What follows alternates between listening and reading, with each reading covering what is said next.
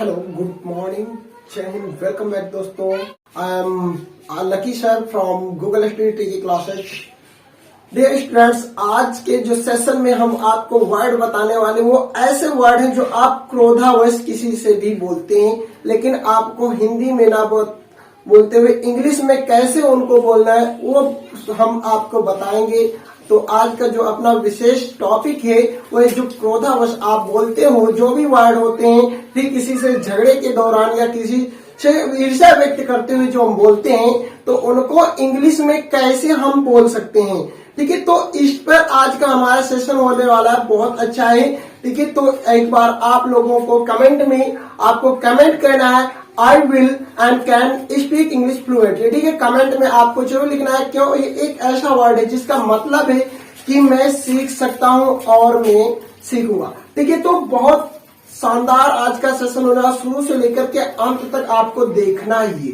देखो, एक एक सारी चीजें कंडीशन के अनुसार कुछ भी बोलना पड़े तो हम उसको इंग्लिश में बोल सकते हैं। ठीक है, आपको अगर एक फ्लुएंट स्पीकर बनना है तो कुछ शब्दों को जानना बहुत जरूरी है, और जानने के साथ में आपका यूज भी करना बनता है।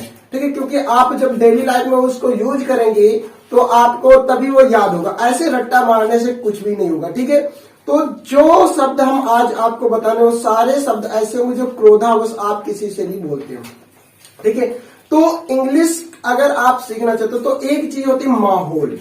ठीक है, आपके चारों ओर का माहौल आपको अगर इंग्लिश वाला बनाना है तो सेशन को शेयर कर देना अपने दोस्तों में, जिससे आपको शर्मिंदगी महसूस ना हो। क्योंकि लोग कुछ क्या होते हैं कि आप इंग्लिश बोलते हैं तो मजाक उड़ा देते हैं। ठीक है, तो आप अगर इंग्लिश के माहौल में जाएंगे तो वहां पर नहीं हो। और इंग्लिश सीखना कितना जरूर, ग्लोबल लैंग्वेज बन चुका है इंग्लिश, मतलब सभी देशों में, लगभग मोस्टली सभी देशों में बोले जाने वाली ये एक भाषा है। ये एक ऐसी भाषा है जो आप कहीं पर भी जाकर के बोल सकते हैं। आपको हिंदी जहां पर नहीं यूज होता है वहां पर भी, ठीक है, जहां पर आप बांग्ला का यूज हो रहा है, बांग्लादेश में भी इंग्लिश बोली जाती है। यानी कि जहां पर भी आप जाते हैं, ब्रिटेन, लंदन, पेरिस, जहां भी जाए, इंग्लिश का मोस्ट इंपॉर्टेंट। आप अगर एक इंटरव्यू देने जाते हैं तो वहां पर भी इंग्लिश का एक अहम रोल होता है। ठीक है, आप कोई ट्रेवल करते हैं, आपकी जर्नी के साथ में बिना इंग्लिश आपका कोई मन नहीं लगेगा, कोई आपका फ्रेंडली नहीं विचार करेगा। ठीक है, तो इन सब चीजों को ध्यान रखना। सेक्शन को शेयर करना है, ठीक है, लाइक कर देना, और चैनल को अभी सब्सक्राइब नहीं किया है तो चैनल को सब्सक्राइब करके नोटिफिकेशन को ऑन करना। ठीक है, तो आइए स्टार्ट करते हैं आज का सेशन। तो आज का सेशन है एक बहुत ही अच्छे शब्द से हम करेंगे जिसका अक्सर आप लोगों ने यूज किया है। तो वो शब्द है अपनी औकात में रहो। अपनी औकात में रहो, इस शब्द का मोस्टली स्टूडेंट्स या कोई भी इधर उधर स्टूडेंट्स भी इसको बहुत यूज करते हैं, या गांव में देखा होगा कि अपनी औकात में रहो, इस शब्द का बहुत अच्छे से यूज किया जाता है। ठीक है, तो ये भी क्रोधावश ही होता है। तो इसको हम हिंदी में ना बोल करके इंग्लिश में बोलेंगे be in your limit. Be in your limit, your limit मतलब अपनी सीमा रेखा में। ठीक है, मतलब अपनी औकात में रहो, बी इन योर लिमिट। ठीक है, अब इसी के साथ जो हमारा अगला सेंटेंस है, मैं जानता हूं।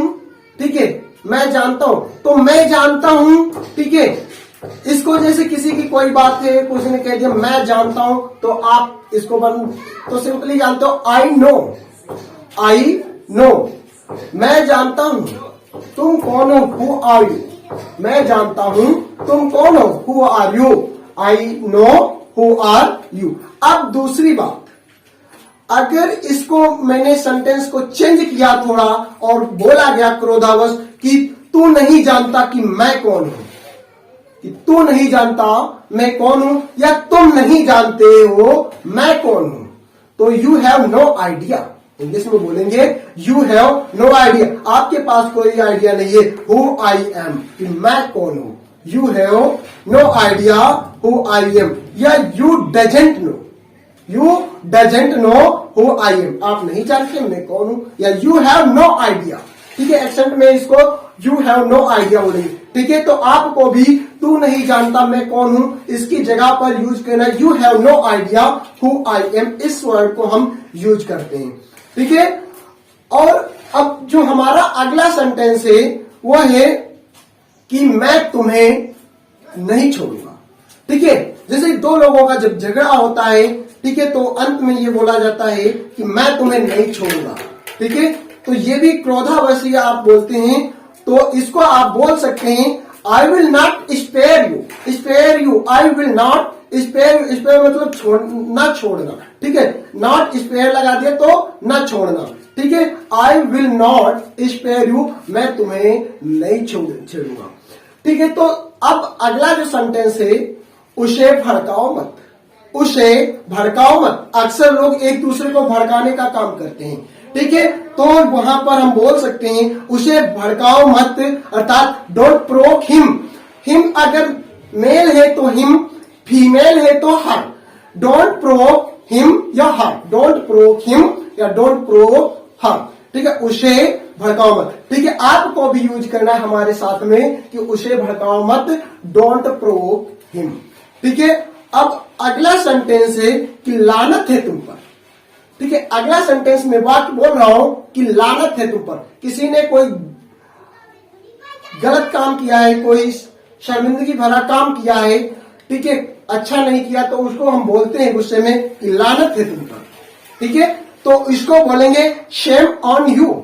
लानत है तुम पर, अर्थात तुम्हें शर्म नहीं आई। सेम ऑन यू, लानत है तुम पर, सेम ऑन यू। ठीक, इस प्रकार से इसको बोले जा सकता है। अब एक सेंटेंस और कि मेरे रास्ते से हट जाओ। ठीक है, या मेरे रास्ते का कांटा मत बनो, ऐसा हम बोलते हैं।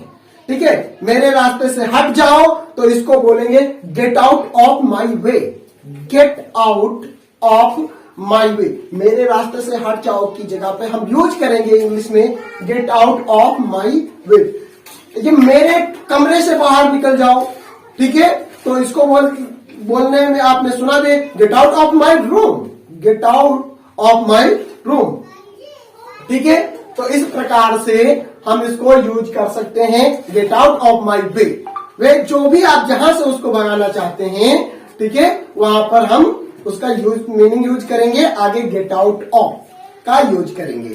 ठीक है, अगला है बकवास मत करो। कोई बढ़ चढ़ के उल्टी सीधी बातें बोल रहा है तो बोल देते हैं कि बकवास मत करो। तो don't talk nonsense, don't talk nonsense, don't talk nonsense मतलब बकवास। ठीक है, अगला यहां से दफा हो जाओ। ठीक है, यहां से दफा हो जाओ। वो एक शब्द बहुत ठीक है कि पहली फुर्सत में निकल, मतलब यहां से दफा हो जा, यहां से भाग लो जल्दी से। ठीक है, यहां से दफा हो जाओ तो gate out of here, gate out of here. Same वही है कि मेरे रास्ते से हट जाओ, गेट आउट ऑफ माई वे बताया था, और यहां से दफा हो जाओ, गेट आउट ऑफ हियर। ठीक है, अगला कि मुझ पर चिल्लाओ मत, मुझ पर चिल्लाओ मत। और चिल्लाना की होती है साउट, तो इसको मैं बोलूंगा कि don't shout at me, don't shout at me, मुझ पर चिल्लाओ मत। इस प्रकार से मैं इसको बोल सकता हूं डोंट साउट एट मी। अब अगला कि मैं तुम्हें थप्पड़ मार दूंगा, मैं तुम्हें थप्पड़ मार दूंगा। तो मैं तुम्हें थप्पड़ मार दूंगा, थप्पड़ मारना की होती है स्लैप, तो बोलेंगे I will slap you, I will slap you, I will slap you, मैं तुम्हें थप्पड़ मार दूंगा।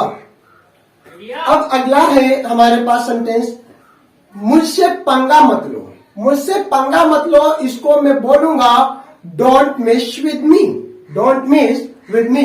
मिस मीन्स पंगा लेना, मतलब किसी से टकराव लेना। ठीक है, तो डोंट मिस विद मी, मुझसे पंगा मत लो। अगला मैं तुम्हारी पोल खोल दूंगा, मैं तुम्हारी पोल खोल दूंगा। तो मैं तुम्हारी पोल खोल दूंगा, पोल खोलना की होती है एक्सपोज, तो बोलूंगा I expose you, I expose you. I will बोल सकते हो लेकिन आई एक्सपोज यू। ठीक है, एक्सपोज, आई एक्सपोज यू, मैं तुम्हारी पोल खोल दूंगा। अब देखो जब ऐसा कोई बोलता है तो एक शब्द बोल कि तुम बड़े सातिर हो, तुम बड़े सातिर हो, और सातिर की होती है कनिंग, तो बोलेंगे हम इसको तुम बड़े सातिर हो, you are very cunning, you are very cunning, तुम बड़े सातिर शातिर हो। ठीक है, इस प्रकार से हम अपने सेंटेंसों को बोलेंगे और आपको एक एक करके अपनी डेली लाइफ में इनको यूज करना है जहां पर आवश्यकता पड़े।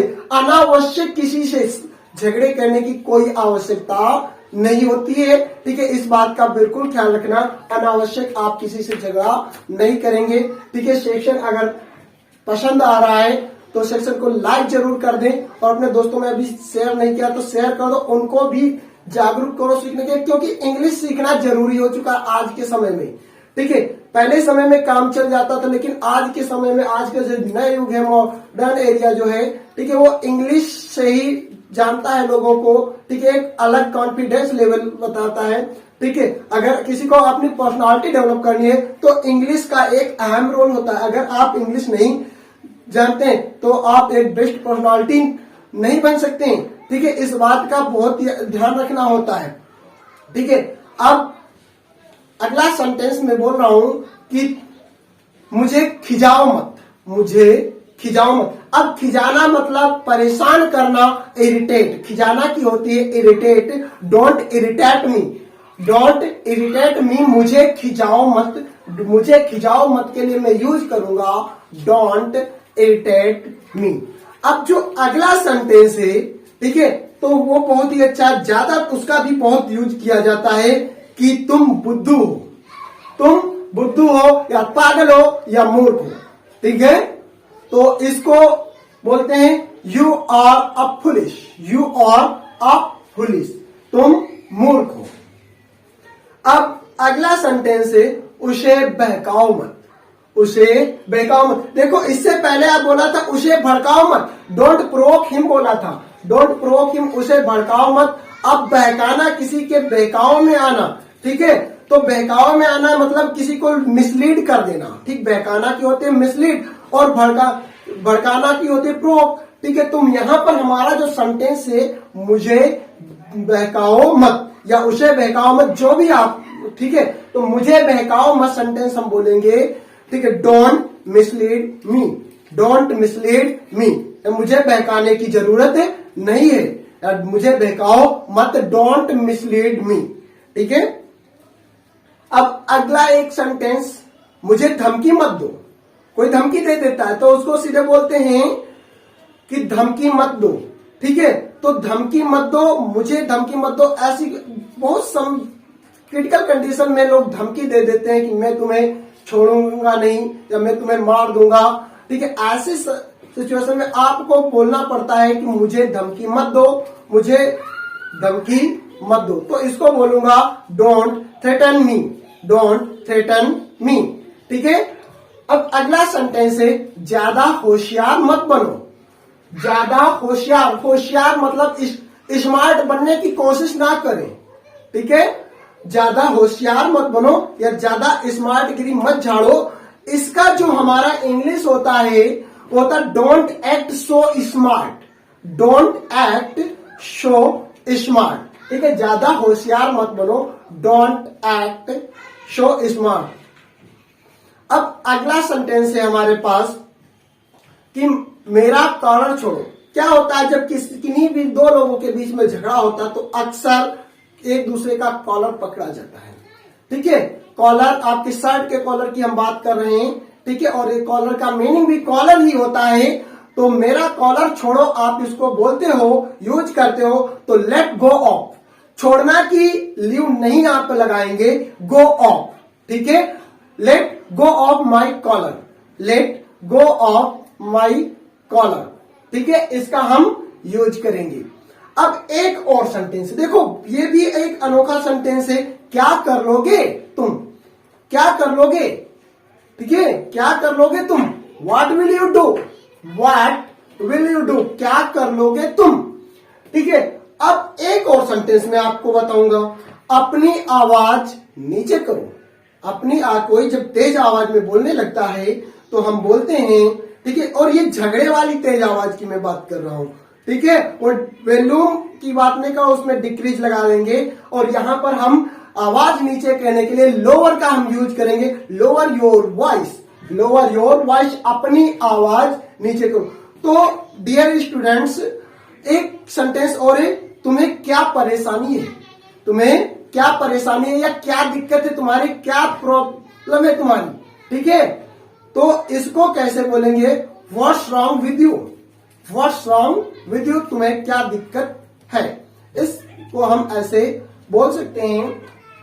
तो जो आज के हमारे मोस्ट इंपॉर्टेंट सेंटेंसेस सुने हुए थे वो मैं यहीं पर स्टॉप करूं। आगे के सेंटेंसों को मैं आने वाले अगले सेशन में कंप्लीट करूंगा, ठीक है। तब तक देखते रहना है वीडियो को और अपने दोस्तों में शेयर करना है। और सारे सेंटेंस जो बता रहा हूं, ठीक है, वन बाय वन आपको सभी अपने डेली लाइफ में जहां पर भी आवश्यकता पड़ती है उनका इंग्लिश में यूज करो।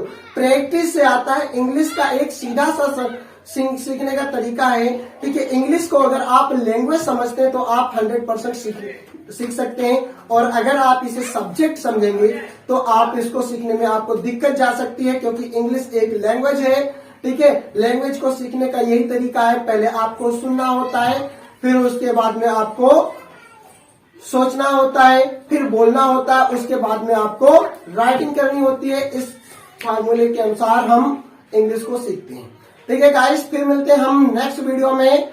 Thank you.